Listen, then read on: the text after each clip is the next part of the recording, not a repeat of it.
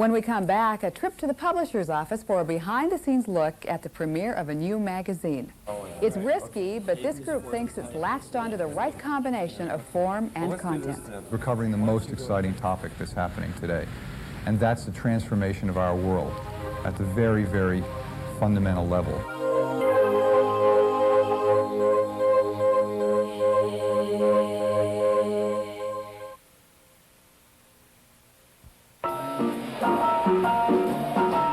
It may not look like your idea of a great party, people off in corners reading, but for a San Francisco group launching a new magazine about the digital age, this is just what they wanted.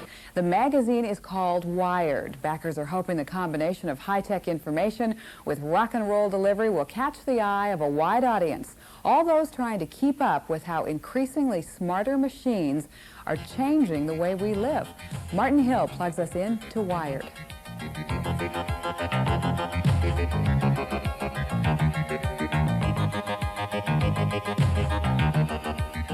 Wired is about the world that we're living in now and the mind style of the digital generation.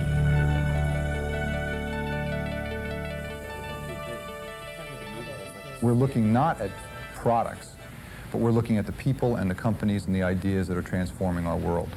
They are attempting to make what they call the least boring computer magazine in the world. The editors at Wired are drawing inspiration from another magazine that went from fringe to mainstream, Rolling Stone. Their objective, a rock and roll MTV look and feel. Of course, they're also hoping for Rolling Stone-type success at explaining the digital age to the post-baby boom generation. We're covering the most exciting topic that's happening today, and that's the transformation of our world at the very, very fundamental level. Technology is changing our lives. It's rewiring our heads, and it's making a new world appear right before our very eyes. And Wired is going to be the magazine that focuses on the people that are making that happen, and they are the most interesting and powerful people on the planet today. The Wired headquarters isn't suit and tie, it's sneakers and jeans. Free spirits, even on deadline for the premiere issue, the attitude is casual. The next time we do Tired and Wired, I think we should think about scoring. Some people are really wired and some people are really tired. More bands and more content. Yeah. Even though the digital revolution is by nature steeped in hardware, it's the people using it and affected by it that the editors of Wired plan to feature. One of the things Wired will try and do is focus the attention more on content and more on human beings and how those technologies can be incorporated into human lives as opposed to how the humans can adapt themselves to the technology. But this is a scary story. Well, not really. I mean, that's the most extreme example of this one maladjusted guy, but it's The not premiere issue features a story about a member of Japan's digital rat pack who is also accused of being a mass murderer. Also, Wired's take on computer sex talk among digital revolutionaries, and a cover story on high-tech war by cyberpunk maven Bruce Sterling. Topics designed to appeal to people already holding membership cards in the digital generation. It will synthesize things for people in a way that helps them make sense of their own interests. So it'll be more kind of interactive in its audience appeal. The look is hip and trendy. Type styles change. Stories seem unanchored to a single page. Unusual artwork abounds. But if Wired is on the cutting edge of a high-tech takeover, what's it doing on paper? If its prediction is true that the digital revolution will come to pass, then in some way this magazine will have to go out of existence. It would have to transmute itself into a computer program that appears for us on a video screen, or a hologram or a 3D image that appears in our living room. You get beautiful images, full color, it's a fully interactive product, and as far as we're concerned, that's the best use of currently available technology. The editors do have plans to expand Wired beyond the limits of paper, but that's down the road a bit. A cable television show, an online interactive magazine. It would include perhaps a book range. It would include a wide variety of products for a much, much larger audience than we have today. Transfer okay? Yeah. Titles work out? Titles worked out fine. Before Wired can become the Rolling Stone of Silicon Valley, it must first survive the lean startup times. For most magazines, that's around 3 years. So it could be a while before we know if the public is really plugged in to Wired. Martin Hill, CNN Future Watch. Wired will hit the streets January 26th and come out every other month. The cost, $4.95 on the newsstand. Join us again next week for another look at the news that's shaping the future. And for all of us on Future Watch, I'm Donna Kelly.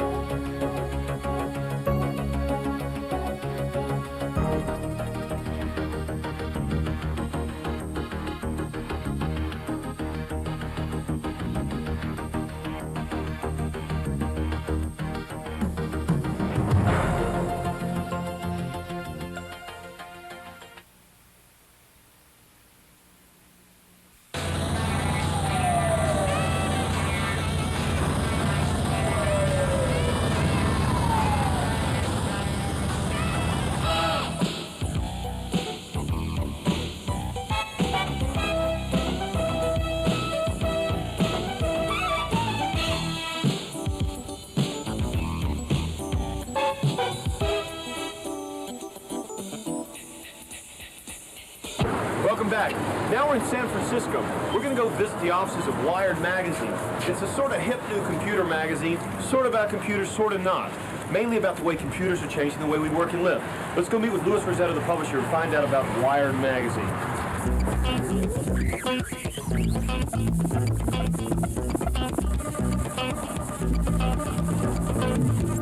I gotta commend you. The book looks great. Looks great. It's actually got a little of that LA style feel. I heard Rolling Stone meets technology. How would you respond to that, and tell me about the book? Someone else compared it to the unnatural offspring of Mondo 2000 and The Economist. So kind of like that one too. How did it all start? The purpose of Wired, or the focus of Wired, is the digital revolution, and it's the changes that we're seeing all around us that are transforming our world. And we're not a technology magazine. We're not a normal lifestyle magazine, a consumer book. We believe, a new category of magazine that's a really 90s phenomenon. And we're looking at the confluence of media, communications, and computing. And we're looking not at the technology per se, but at the people and the companies and the ideas that are making it happen. So Wired is as I said, not about technology per se, but it's about the digital generation and how they're coming to power and changing our world. We're about what the digital generation is doing in the world today, and it's some of the most profound and important activity, and it's causing some of the most profound and important changes that we're seeing around us. I think you could almost say that the arrival of Clinton in power, regardless of what he actually does when he's there, is symbolic of the rise of this generation to control in our society in general. Well, what kind of technology is actually running this technology magazine? If I can call it technology lifestyle magazine. We believe, the most sophisticated technology that you could have to put together a publication today, and it's a fully networked environment here on an Ethernet backbone with Macintoshes on every single desk. The editors write on the Macintoshes, they get material on the Macintoshes. The Macintoshes are networked to the outside world through an internet gateway so that we can exchange email with contributors and correspondents and readers all over the world almost instantaneously. The product that we produce runs through various stages. The editors, the writers write it, the editors edit it. It goes to the designers over the network. They produce it on design workstations. It's then sent out to our print plant in Connecticut, where it's reworked on Cytex as the images are combined with the page designs. The images are enhanced, played with, and then it's all plated and put onto $8 million 6-color Harris Heidelberg press. So we have an incredibly high-tech process from beginning to end to make this magazine. And you're doing all that on Macintosh? All of it in-house is done on Macintosh. At the print plant, they use Cytex high-end image workstations. Great. Now, where can we find the magazine? The magazine, as of the 26th of January, is available everywhere in America.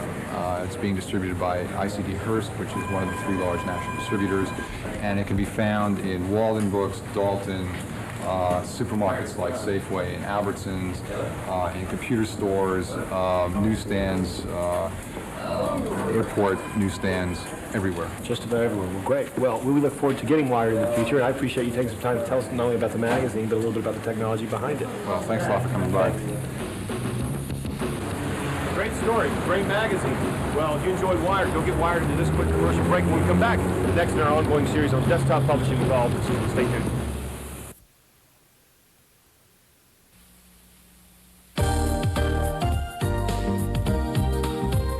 $268 new magazines that publish more than 4 times a year appeared in 1991.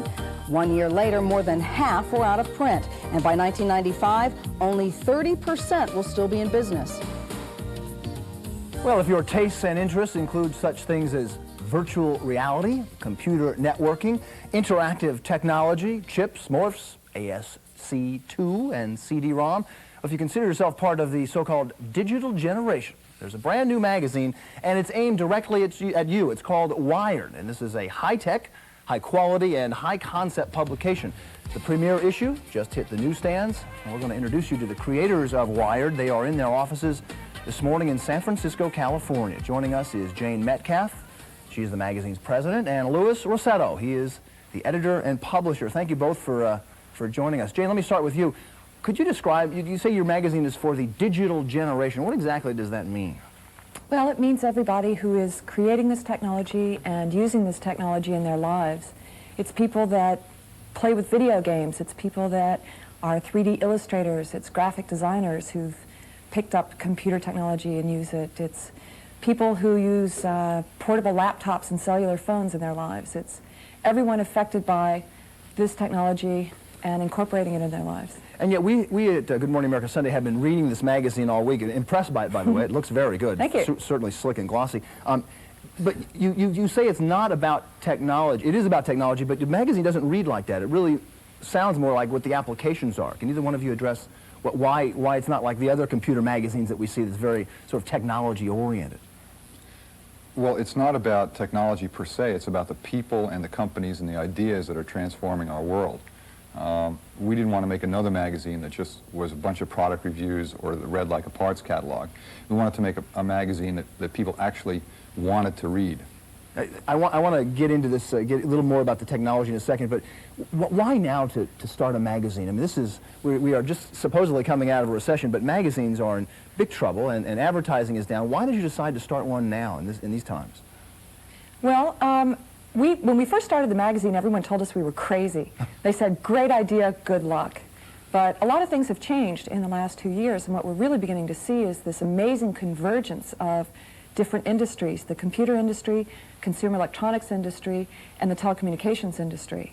There have been a lot of major developments and announcements that have been made, and this is just clearly the right time for this magazine. It's not a good time for magazines in general, but it's the perfect time for Wired. Jane, as long as we're on this subject, then did you think about doing something a little more high-tech than sort of what might be called retro style of right. Communication, a magazine? Well, yeah, of course. And in fact, when we were looking for financing, a lot of people were more interested in investing in new media technology rather than old media technology. But we just think that we can reach a lot more people if we print on paper, and we think we can deliver a richer experience with higher resolution graphics and images, a fully interactive product that you can't quite yet do with the technology currently available. Louis, we have seen the ads here in New York anyway, and I think other people around the country, the billboards on buses that promoting this magazine. Talk a little bit about where we're going with this. The new administration talks about this data superhighway. Is that what we're talking about? We're talking about a world that's being transformed in front of our eyes. We're talking about changes that are happening in Hollywood, in Madison Avenue, in Wall Street and Main Street. We're talking about video dial tones. We're talking about 700 channel cable systems. We're talking about video conferencing, even something similar to what we're doing right now. We're talking about profound changes on the most fundamental levels of how we do business, how we entertain, how we educate, and how we relate to each other. A lot of people are going to look at your magazine and listen to the. This is a question is to both of you. Look at your magazine and listen to this interview and say, well, that doesn't apply to me. You know, this is only involving big business and the Department of Defense and all those private industry corporations that are going to need this. Does the average Joe and Mary need to know this information? It depends. I think the average Joe and Mary that consider themselves modern people are interested. I'm impressed at the number of people who pick up the magazine who don't think they're going to understand it or appreciate it, and who say, gosh, this is for me. I understood this. I liked this. So, Louis, is this an average person kind of effort? I mean, the writing seems to be, you know, a little highfalutin for the average person. I think if you're interested in the modern world and what's going on around us, then you should be interested in Wired. Okay. Well, Louis Rossetto, Jane Metcalf, the new editor and founder of Wired magazine, on your newsstands now, premier issue. Good luck with your venture to both of you. Oh, thank you very much. Thanks for joining us. Okay, whatever your Sunday plans might include today, you're going to be interested in what the weather is doing. Later, we'll give you the forecast for the coming week, but first, here's today's weather.